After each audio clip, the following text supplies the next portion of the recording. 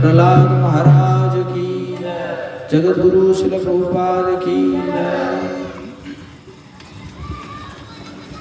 ओम अज्ञानतिमिरान्धस्य ज्ञानाञ्जनशलाकया चक्षुरुन्मिलितं येन तस्मै श्रीगुरवे नमः।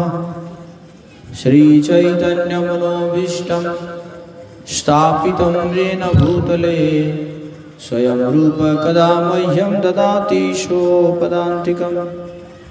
वन्देऽहं श्रीगुरो श्रीयुतपदकमलं श्रीगुरुन् वैष्णवांश्च श्रीरूपं साग्रजातं सगणरघुनाथान्वितं तं सजीवम् साद्वैतं सावधूतं परिजनसहितं कृष्णचैतन्यदेवं श्रीराधा कृष्णपादान् सगणललिता श्रीविशाखान्वितांश्च।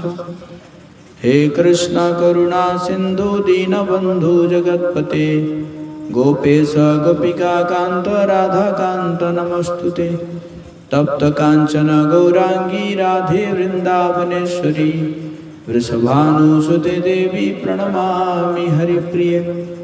वाञ्छाकल्पतरुभ्यश्च कृपा सिन्धुभ्येव च पतितानां पावनेभ्यो वैष्णवेभ्यो नमो नमः। जय श्री कृष्ण चैतन्य प्रभु नित्यानंद श्री अद्वैत गदाधर श्रीवासादि गौर भक्त वृंद। हरे कृष्णा कृष्णा कृष्णा हरे हरे, हरे राम राम राम हरे हरे। नमो ओम विष्णुपादाय कृष्ण पृष्ठाय भूतले श्रीमते भक्ति वेदांत स्वामिनिति नामिने। नमस्ते सरस्वती देवे गौरवाणी प्रचारिणे निर्विशेष शून्यवादी पाश्चात्य देश तारिणे। मूकं करोति वाचालं पंगुं लंघयति गिरिं कृपातमं वन्दे श्रीगुरुनिताय श्रीचैतन्येश्वरं परमानन्दं माधवं। रामाय रामभद्राय रामचंद्राय वेधसे रघुनाथाय नाथाय सीताय पतये नमः। बोलो जय श्री राम।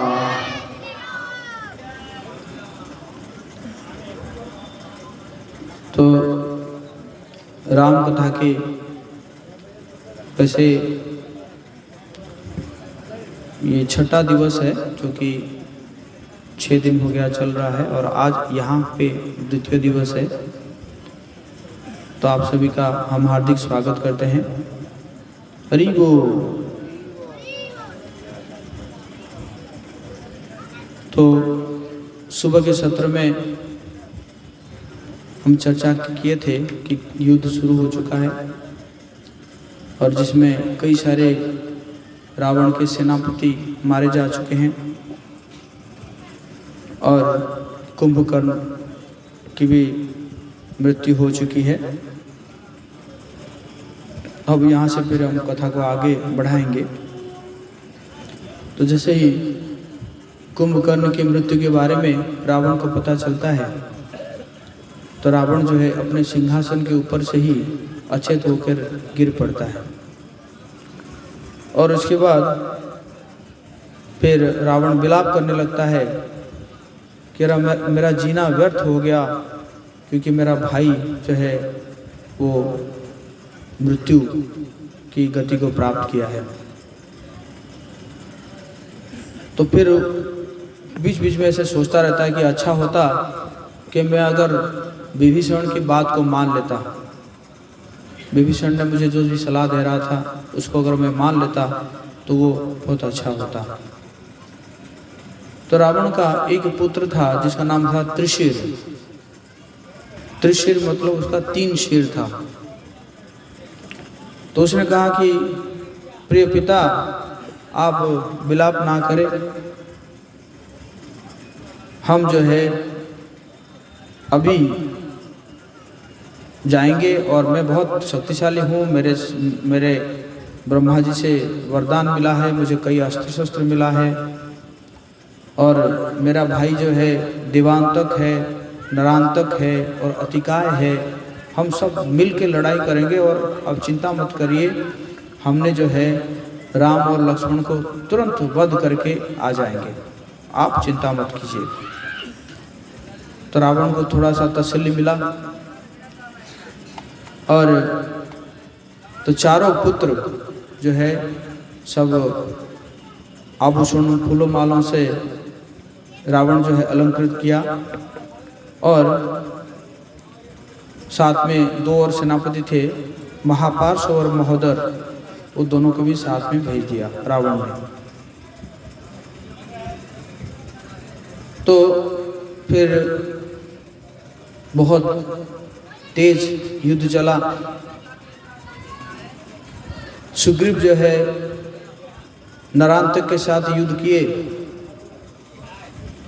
और क्योंकि ये जितने भी राक्षस जो है वो आके बानरों को मार रहे थे, तो सुग्रीव ने कहा ये बानरों को मार के क्या फायदा, लड़ाई करना तो मेरे साथ करो, अगर तुम अपने को शूरवीर मानते हो तो।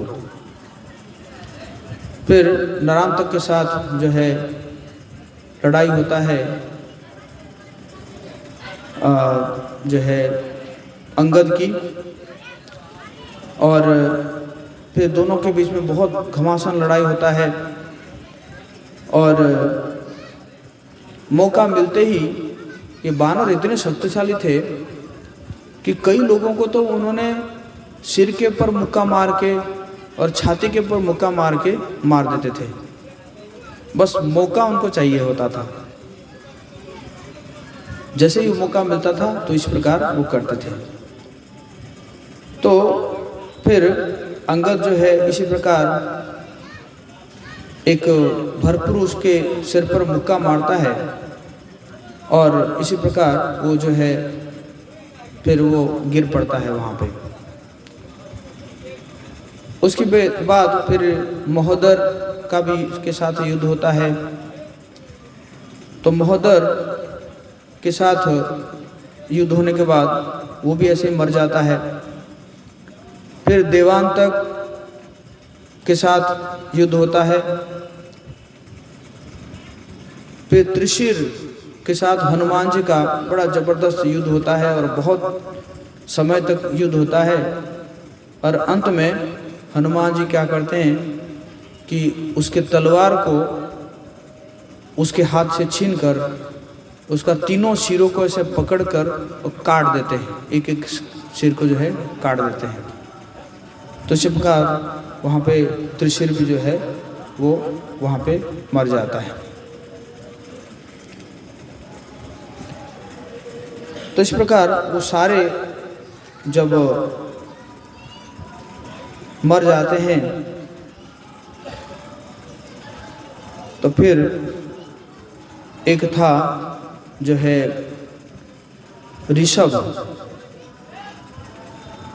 के साथ महापार्श्व का लड़ाई होता है, और महापार्श्व जो है अपना लोहे का मुद्गर उठा लेता है। तो कुछ ही समय में जो है ऋषभ क्या करते हैं कि वो उस मुद्गर को उससे छीन लेते हैं और छीन के फिर उसी से जो है उसी के सीने पर प्रहार करते हैं और उसके सिर पर भी प्रहार करते हैं। तो फिर ये जो था महोदर था, महापार्श्व था, वो मर जाता है। और आखिर में बचता है अतिकाय। अतिकाय मतलब उसका शरीर जो है बहुत बड़ा था। कुछ लोगों ने सोचे कि शायद कुंभकर्ण जो है दोबारा आ गया क्या, जीवित होकर कुंभकर्ण दोबारा आ गया क्या। तो फिर जब अतिकाय आता है तो उसके साथ बहुत युद्ध होता है। तो विभीषण जो है राम पूछते हैं कि ये अतिकाय कौन है, कुंभकर्ण का कुछ लगता है क्या। तो विभीषण कहते हैं कि नहीं, ये जो है रावण की एक पत्नी है धन्य मालिनी, और उसी से ये जन्मा हुआ है। और एक बार जो है इंद्र के वज्र का और वरुण के पासों का सामना करने में भी सफल रहा था, इतना शक्तिशाली था। तो इसी प्रकार वो जब आता है तो उसके सामने लक्ष्मण जी आते हैं। तो लक्ष्मण जी आते हैं तो कहता है कि अब तो तुम बहुत छोटे बच्चे हो, तुम क्या मेरे साथ लड़ाई करोगे, अभी तुम्हारा उम्र नहीं हुआ है युद्ध क्षेत्र में आने के लिए। लेकिन लक्ष्मण जो है क्रोधित हो जाते हैं और उसको बहुत कटु शब्द बोलते हैं। और उसके बाद वो जो है अपने धनुष के ऊपर प्रत्याशा चढ़ाते हैं और उसके ऊपर जो है तेजी से बाण चलाते हैं। तो फिर दोनों में लड़ाई होता है। तो फिर अतिकाय फिर सोचता है कि हाँ, बहुत प्रशंसा करता है लक्ष्मण जी को, कहते हाँ अब मैं मान गया कि तुम जो है मेरे साथ समर्थ हो, लड़ाई करने के लिए तुम मेरे साथ समर्थ हो। तो फिर दोनों के बीच में लड़ाई होता है। लक्ष्मण जो है अग्निदेव का आह्वान करते हैं और आह्वान करके मंत्रोच्चार करके एक बाण जो है छोड़ते हैं। तो अतिकाय जो है उसको सूर्य अस्त्र से तोड़ देते हैं। एक्चुअली ये अग्नि को सूर्य या सूर्य को अग्नि ऐसे तोड़ा जाता है। उसके बाद फिर अतिकाय जो है एक त्वष्ट अस्त्र चलाता है। फिर लक्ष्मण जो उसको ऐन्द्र अस्त्र से उसको काट देते हैं। फिर अतिकाय जो है यम अस्त्र चलाता है, जिसको लक्ष्मण जी जो है वो वायु अस्त्र से उसको काट देते हैं। तो इसी प्रकार जब हो रहा था, बहुत तेज युद्ध हो रहा था, तो वायुदेव उस समय आए और लक्ष्मण जी के कान में कहे कि देखो ये जो कवच है ना इसके सीने पे, ये बड़ा अभेद्य है क्योंकि ये ब्रह्मा जी ने दिए हैं। तो इसलिए आपको क्या करना पड़ेगा, ब्रह्मास्त्र का ही प्रयोग करना पड़ेगा। तो फिर जो है लक्ष्मण जी क्या करते हैं कि जो है ब्रह्मास्त्र प्रयोग करते हैं और ब्रह्मास्त्र प्रयोग करके उसका सिर को काट देते हैं। और जब सिर को काट देते हैं तो वो गिर पड़ता है। तो फिर वानर जो है बहुत उल्लास, उनका उत्साह बढ़ जाता है और लक्ष्मण जी को बधाई देते हैं। और तो जब रावण सुनता है कि अतिकाय की भी मृत्यु हो चुकी है तो बड़े फिर दुखी हो जाता है। तो सोचता है, विलाप करता है, लगता है कि राम लक्ष्मण दोनों जो है ये अपराजय है और अदम्य शक्तिमान है और इतने सारे योद्धाओं को जो है वो वध कर चुके हैं। अब समझ में नहीं आ रहा है ये राम जो है स्वयं भगवान तो नहीं है, ऐसे रावण विलाप करता है। और हालांकि मुझे पहले सूचना मिली थी, जैसे हम कल चर्चा किए थे, मंदोदरी पहले से ही बता दी थी ये कौन है, ये स्वयं भगवान आए हैं। लेकिन मैं उस समय इसको ऐसा ही सोच रहा था कि ये तो कायरों और पागलों की बात है, अब कैसे राम को पराजित कौन करेगा। तो उसी समय इंद्रजित आके पहुंचते हैं। इंद्रजित कहते हैं कि जब तक मैं जीवित हूं तब तक आपको कोई चिंता करने की आवश्यकता नहीं है। इंद्रजित बहुत शक्तिशाली था।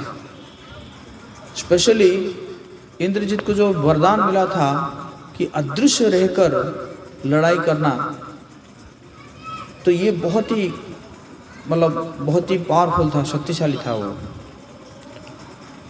तो और इंद्र जो है जब भी आता था वो अग्निदेव को बलि चढ़ा के आता था।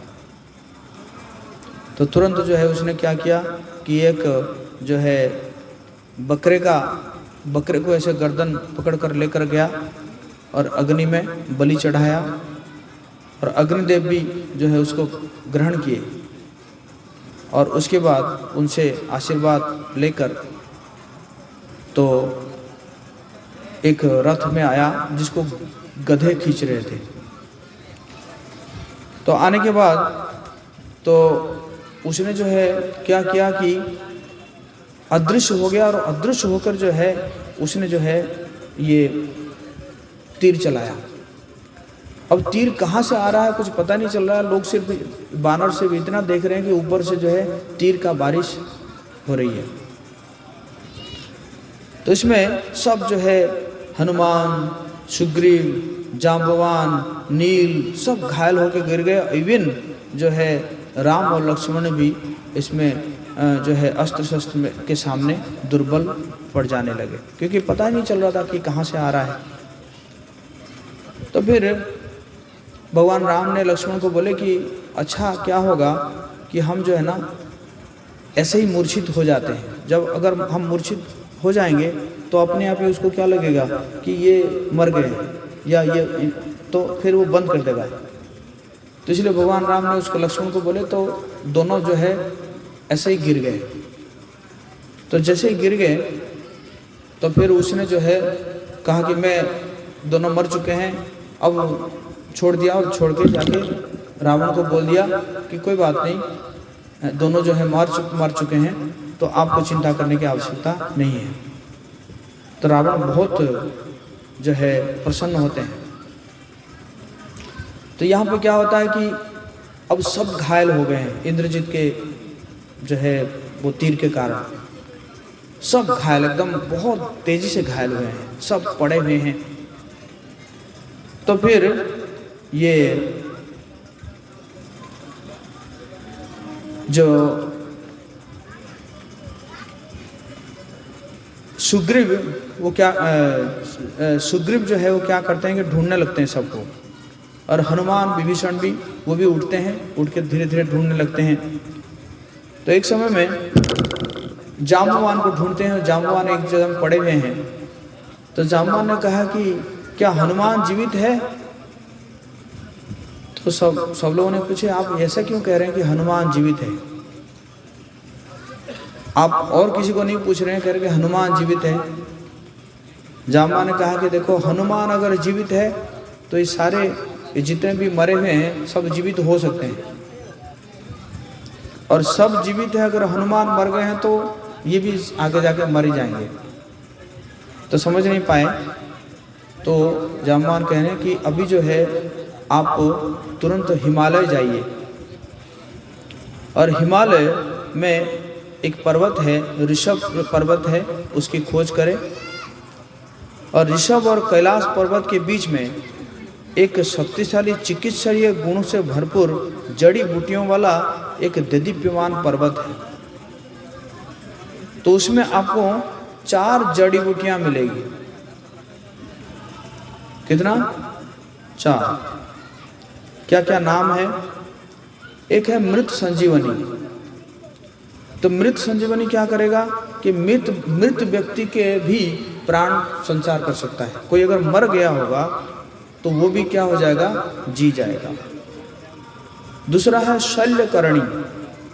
शल्यकर्णी क्या करेगा कि अगर किसी के शरीर में अस्त्र लगा हुआ है और उस अस्त्र को निकालने के बाद वो क्या कर देगा? तुरंत भर देगा, 1 सेकंड में जो है उसको भर देगा। और तीसरा है सावर्णकर्णी। सावर्णकर्णी क्या करेगा कि जो शरीर को की सामान्य कांति वो लौटा देगा। और फिर चौथा है संधानकर्णी। संधानकर्णी क्या करेगा कि जो अगर हड्डी वगैरह टूट गया है उस टूटे हुए हड्डी को वो तुरंत जोड़ देगा। तो जैसे हनुमान जी ये खबर उनको मिलता है तो हनुमान जी जो है वो त्रिकुट पर्वत के ऊपर चढ़ जाते हैं और त्रिकुट पर्वत के ऊपर से वो छलांग लगाते हैं। वैसे ये जो आपके भारत से जो गए थे लंका, तो वो तो सिर्फ 100 योजन था, 100 योजन था। लेकिन अब जो है इनको छलांग लगाना है कितना? 1000 योजन, लगभग 10 गुना ज़्यादा। तो जैसे ही त्रिकुट पर्वत के ऊपर से छलांग लगाते हैं तो त्रिकुट पर्वत जो है का ऊपर का हिस्सा वो भरभरा कर गिर जाता है। और फिर ऐसे करके फिर मलय पर्वत के ऊपर छलांग लगाते हैं और उसी प्रकार उन्होंने जो है जाकर वो उस जगह में पहुंच जाते हैं। और फिर वहाँ पे देखते हैं कि ब्रह्मा जी का आसन है, हयग्रीव का आवास है। ये ब्रह्मास्त्र का भी एक अधिष्ठात्र देव है, उनका भी वहाँ पे आवास देखते हैं। तो ये सब देखने के बाद फिर वो जो है वो विशल्यकर्णी जो है वो जो जितना मैंने बोला उसको ढूंढने के लिए प्रयास करते हैं, लेकिन वो जो पौधे थे कि बाहरी व्यक्ति है इसलिए वो अपने आप को जो है छुपा लेते हैं। तो हनुमान जी को कुछ समझ में नहीं आता, तो हनुमान जी कहते हैं कि जो है पर्वत को कहते हैं कि मैं तो आपको उठा के लेकर जा रहा हूँ, फिर लाके यहीं पे स्थापित कर दूंगा। तो इसी प्रकार उठा के हनुमान जी जो है उसको लेकर आके पहुँच जाते हैं 1000 योजन दूर, फिर लंका में वापस आ जाते हैं। तो आते हैं तो उसके बाद तो जैसे ही वो जो है उसको सूंघाया जाता है तो एक तो राम लक्ष्मण भी ठीक हो जाते हैं और साथ साथ जितने भी बानर थे सब जो है ठीक होके तुरंत उठते हैं। और फिर हनुमान जी जो है उस पर्वत को फिर लेकर जाते हैं और लेकर जाके वहाँ पे स्थापित करके फिर दोबारा आ जाते हैं। तो फिर सुग्रीव कहते हैं कि जो जितने भी राक्षस पड़े हुए हैं ना, ये ऐसे ही जागा घेर रहे हैं। तो हम जो मरे हुए राक्षस पड़े हुए हैं वो जागा घेर रहे हैं, तो हम एक काम करते हैं, इनको जो सबको समुद्र में डाल देते हैं। तो सभी राक्षसों को लेकर क्या किया जाता है कि जो है समुद्र में डाल दिया जाता है। और फिर कहते हैं कि अब जो है हमारा काम क्या है, अब तो लंका में ज़्यादा राक्षस बचे नहीं हैं, हम क्या करते हैं कि रात में ही अटैक करते हैं, आक्रमण करते हैं मशाल लेकर। तो इसी प्रकार मशाल लेकर अंदर घुस जाते हैं और फिर जो है भगवान राम जो है अपना जो है धनुष से टंकार करते हैं। तो लंका में एकदम भय का माहौल हो जाता है। तो फिर कुंभकर्ण का एक बेटा था, पुत्र था, जिसका नाम था कुंभ और निकुंभ, ये दोनों बचे हुए रहते हैं। तो फिर वो दोनों आके जो है लड़ाई करते हैं। उसके साथ साथ भी यूपाक्ष, शोणताक्ष, प्रजर्ग और कंपन, ये सब भी आके जो है लड़ाई होता है। तो फिर धीरे धीरे ऐसे ही अंगद ने कंपन को मार दिया और जो है प्रजंग का सिर उखाड़ के फेंका। फिर यूपाक्ष और शोणताक्ष ने मेद और दिविद पर आक्रमण किया। दिविद ने शोणताक्ष का चेहरा अपने नाखूनों से ही फाड़ दिया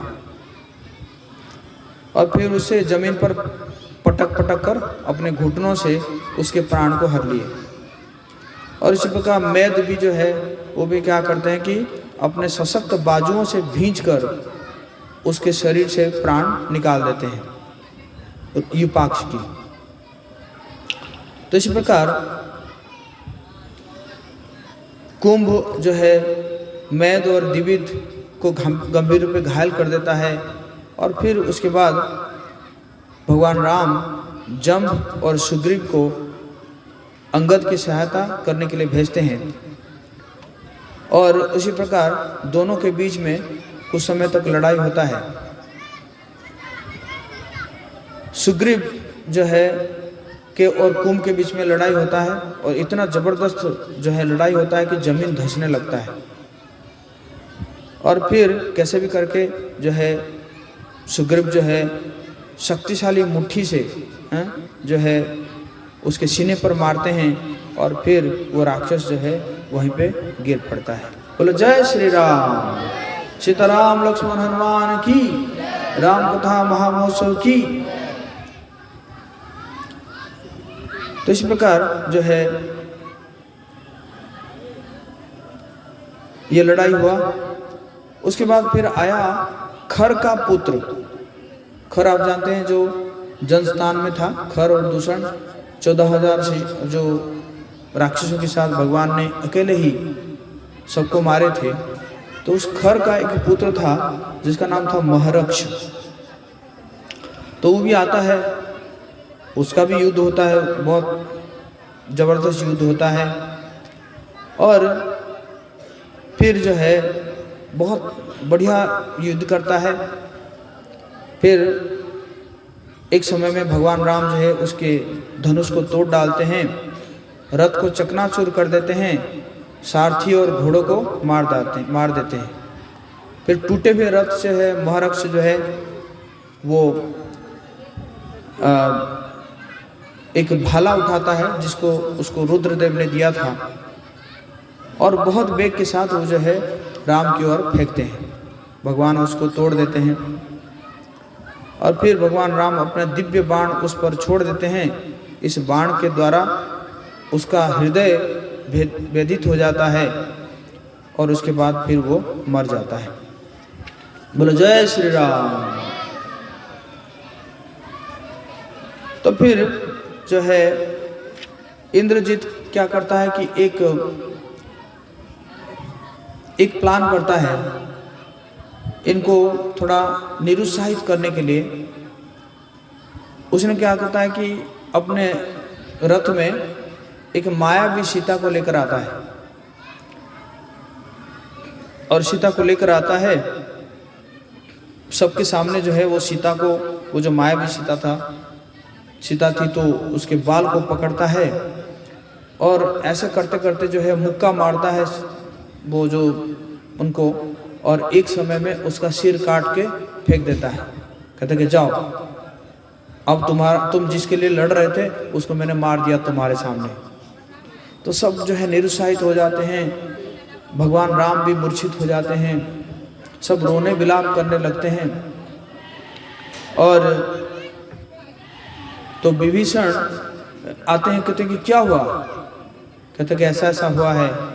तो विभीषण जानता है कि देख 100 कुछ नहीं है, जो क्या है ये मायावी सीता है ना। तो इस प्रकार करने के बाद तो फिर इंद्रजीत जाता है। एक उसका उद्यान था, निकुंभिल नामक एक उद्यान था, और उस उद्यान में जाकर वो कुछ जो है वो यज्ञ करता है।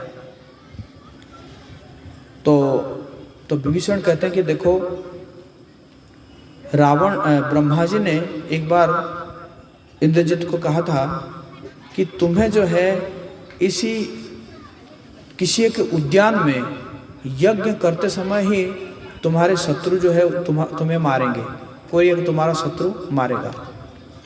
बोले ये बात हालांकि किसी को पता नहीं था, लेकिन विभीषण जब बोलते हैं तो इसलिए अभी जो है वो क्या कर रहा है, कहीं पे यज्ञ कर रहा है उसके जो उद्यान में, और इसी समय उसको मारा जा सकता है।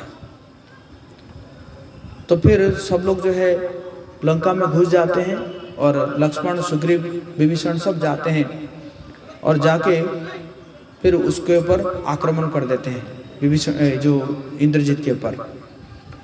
और इंद्रजीत जो है वो जान जाता है कि ये विभीषण मेरे चाचा ही ऐसा बोले हैं, तो बड़ा फटकारता है चाचा को। कहता है कि तुम जो है मतलब राक्षस परिवार में हो, तुम भी राक्षस हो और तुम इन लोगों का साथ दे रहे हो, और तुम जो है मुझे ना मैं कैसे मर जाऊंगा इसी प्रकार के जो है बता रहे हो इन लोगों को,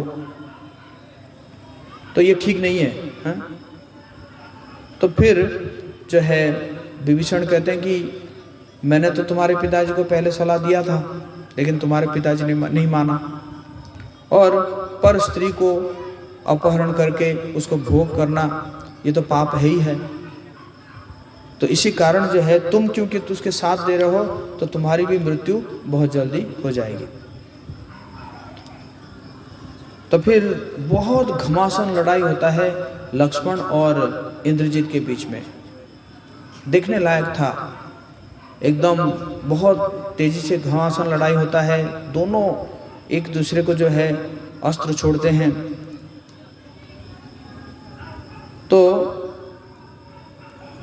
लक्ष्मण जो है वरुण अस्त्र छोड़ते हैं, फिर इंद्रजित उसको रुद्र अस्त्र से उसको काट देते हैं।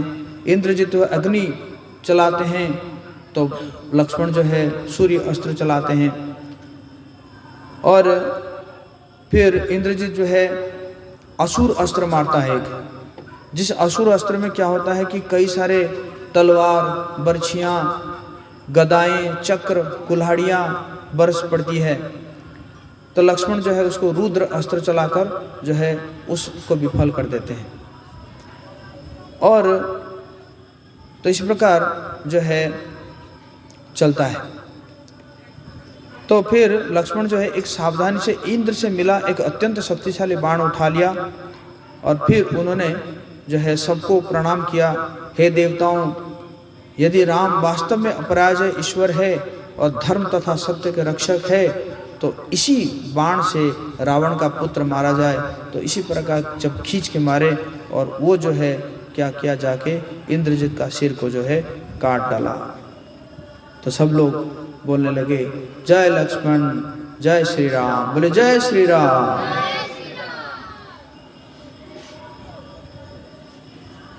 तो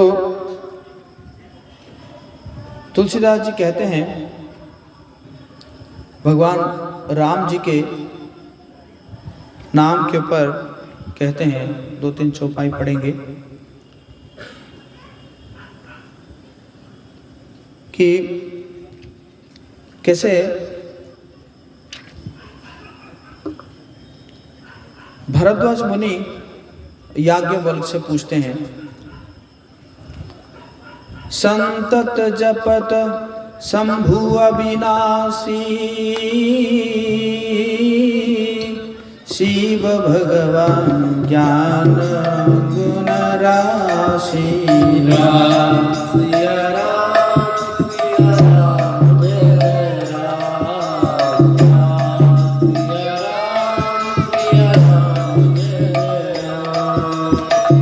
आकर चारी जीव जग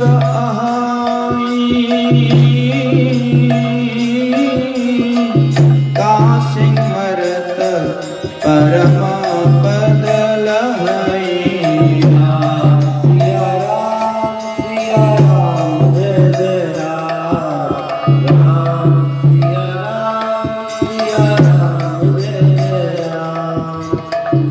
तो कहते हैं कि कल्याण स्वरूप ज्ञान और गुणों की राशि अविनाशी भगवान शंभु निरंतर राम नाम का जप करते रहते हैं। शंभु जो है किनका नाम जप करते हैं? राम का नाम जप करते हैं। संसार में 4 जाति के जीव है। काशी में मरने से सभी परम पद को प्राप्त करते हैं। सोपि राम महिमा सुनिराया शिव उपदेशु करत करिदाया।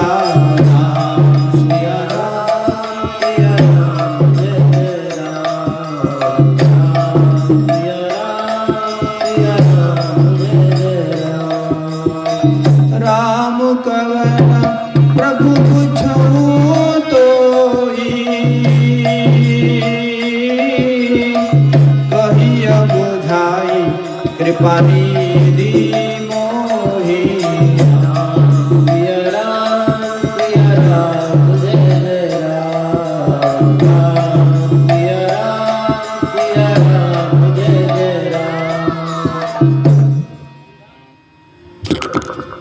तो इस प्रकार भगवान जी का नाम के बारे में कह रहे हैं, हे मुनिराज, वो भी राम की ही महिमा है, क्योंकि शिवजी महाराज दया करके राम नाम का ही उपदेश करते हैं। हे प्रभु, मैं आपसे पूछता हूँ कि वो राम कौन है? हे कृपा निधान, मुझे समझाकर कहिए। काशी में जब कोई शरीर छोड़ता है तो शिवजी जो है तुरंत जाके उसके कान में बोलते हैं राम। बोलो जय श्री राम। और जोर से जय श्री राम, जय श्री राम, जय श्री राम। जय श्री राम। तो हम लंका में ही थे, तो जब इंद्रजित का निधन हो जाता है तो रावण बहुत विलाप करने लगता है, टूट जाता है रावण। और तो इसलिए भगवान राम भी कहते हैं कि देखो अब तो और कोई है नहीं, तो इस बार जरूर रावण जो है वो क्या करेगा, आएगा, युद्ध करने के लिए आएगा, तो इसीलिए हमें तैयार रहना चाहिए। तो जब रावण की मंत्रियां जो है गए तो रावण जो है बहुत क्रोधित हो जाता है, तलवार लेकर दौड़ता है अशोक वाटिका को, कहता है इसी क्षण में सीता की वध कर देता हूँ, उसी के कारण मेरा जो है इतने सारे मेरे पुत्र और सारे योद्धा मरे हैं। और तो फिर जब दौड़ता है तो फिर सीता माता भी डर जाती है। सीता माता सोचती है कि अच्छा तो होता हनुमान की बात में मान लेती, क्योंकि हनुमान ने प्रस्ताव दिया ही था कि मेरे पीठ के ऊपर बैठो और मैं तुम्हें राम जी के पास पहुंचा ही दूंगा। तो अच्छा होता मैं अगर वो सलाह मान लेती। अब तो जो है लग रहा है कि ये मेरा वध करके ही जाएगा। फिर सोचता है कि पता नहीं क्या कारण है, जब इसने 12 महीना का समय दिया था, अब 12 महीना हुआ ही नहीं है। और क्या उसको लग रहा है क्या कि या तो कुछ जो है उसके लोग मर गए होंगे, या तो उसको लग रहा है कि जो है राम को जीत नहीं पाएगा। तो फिर उसके पीछे पीछे, रावण के पीछे पीछे मंदोदरी आती है और भी कई रानियां आती है। और फिर उसका एक मंत्री होता है, उसका नाम होता है सुपार्श्व। तो सुपार्श्व कहता है कि स्वामी देखिए, आप तो सब वेदों को अध्ययन किया है और एक स्त्री का कैसे आप वध कर सकते हैं। और अब जो है कृष्ण पक्ष का 14वां दिन है, कल नए चंद्र जो है के उदय होने के साथ ही राम और वानर सेना पर आक्रमण करे और विजय प्राप्त करे। तो फिर रावण जो है उसका चापलूसी सुनकर इस सलाह को स्वीकार कर लेता है, फिर वापस आ जाता है। तो फिर रावण कहता है कि जितने भी बचे कुछ सभी राक्षस है वो जाके आक्रमण करे, और जब वो मर जाएंगे तब जाके मैं जाऊंगा। तो फिर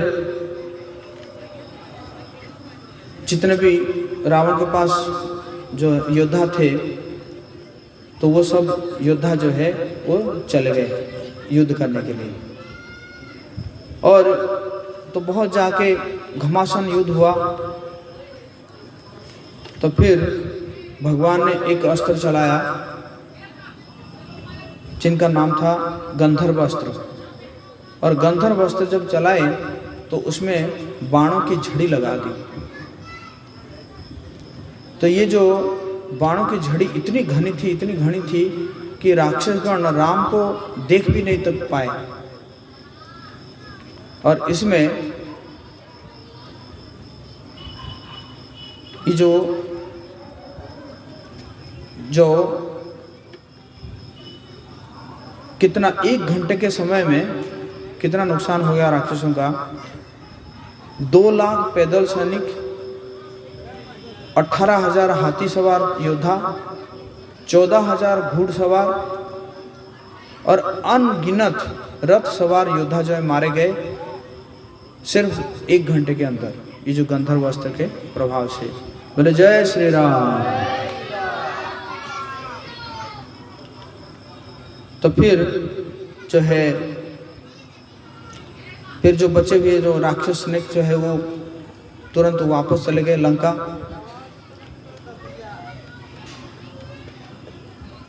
तो भगवान राम कहते हैं वानर को, कहते कि देखो ये जो अस्त्र मैंने मारा है, ये अस्त्र मेरे अलावा सिर्फ शिव जी ही चला सकते हैं। इसका मतलब शिव जी और मेरे के अलावा और कोई नहीं चला सकता। तो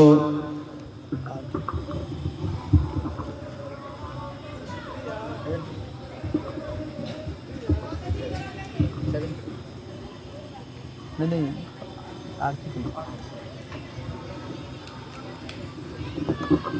तो फिर अब जो है रावण तैयार हो रहा है जाने के लिए, और रावण अपने साथ में 1 लाख रथ सवार योद्धा, 3 लाख हाथी सवार योद्धा, 6 करोड़ घुड़सवार और अगणित पैदल सैनिकों को एकत्र किया और अपने दिव्य रथ पर सवार हो गया। सवार होकर जिसको 8 घोड़े खींच रहे थे रावण के रथ को। तो इसी प्रकार आगे कुछ जो है शंख बजा रहे थे, कुछ तुरी बजा रहे थे, और इसी प्रकार वाद्य यंत्र बजा बजा कर जो है रावण चलने लगा। लेकिन उसको भी कई सारे अपशकुन दिखाई दिए। घने काले बादल मंडराने लगे, रक्त की बारिश होने लगी। उसका बाईं आंख जो है और बायां हाथ जो है फड़कने लगा। चेहरा उसका पीला पड़ गया और उसकी आवाज जो है फंसने लगे। आकाश से उल्कापात होने लगा और एक गिद्ध जो है वो रावण के ध्वज पर आके बैठ गया। तो ये सब जो है अपशगुन देखने के बावजूद भी उसने जो इसको परवाह किए बिना युद्ध क्षेत्र में पहुंच गया। युद्ध आरंभ हुआ तो रावण ने जो है बहुत तबाही मचा दी। तो फिर रावण जो है राम पर ध्यान केंद्रित कर रहा था। तो विरूपाक्ष जो है वो हाथी पर सवार होकर सुग्रीव की ओर बढ़ा। तो सुग्रीव जो है वो क्या किया कि हाथी को ही मार डाले। ये देखा जाए तो ये योद्धा क्या करते थे कि सबसे पहले जो उनका जो सवारी है उसको मारते थे। जैसे जिसके ऊपर सवार होकर आए हैं, या हाथी हो या घोड़ा हो या रथ है, तो रथ को जो है उस रथ के घोड़ों को मार देते थे, उसके जो है जो सारथी को मार डालते थे। और इसी कारण वो व्यक्ति जो है वो योद्धा वो अपने आप ही जमीन पर आ जाता, क्योंकि इनके पास तो कोई रथ तो था नहीं, बानर साइड में तो कोई रथ था ही नहीं। तो इसलिए सबसे पहला आक्रमण होता था रथ के ऊपर। तो इसी प्रकार यहाँ पे लड़ाई हुआ और सुग्रीव और विरूपाक्ष के बीच में बहुत तेज लड़ाई हुआ। तो कभी सुग्रीव अचेत होकर गिर जाते हैं, तो कभी विरूपाक्ष अचेत होकर गिर जाते हैं। तो इसी प्रकार सुग्रीव जो है एक बार मौका मिला तो विरूपाक्ष के माथे के ऊपर अपनी हथेली का वार किया, और इसी शक्तिशाली वार के कारण विरूपाक्ष के जो है शरीर के सभी 9 छिद्रों से रक्त उमड़ पड़ा और उसका देह निष्प्राण होकर जमीन पर गिर पड़ी। बोले जय श्री राम। तो आगे हम फिर और चर्चा करेंगे कि कैसे भीषण युद्ध होता है रावण और भगवान राम के बीच में।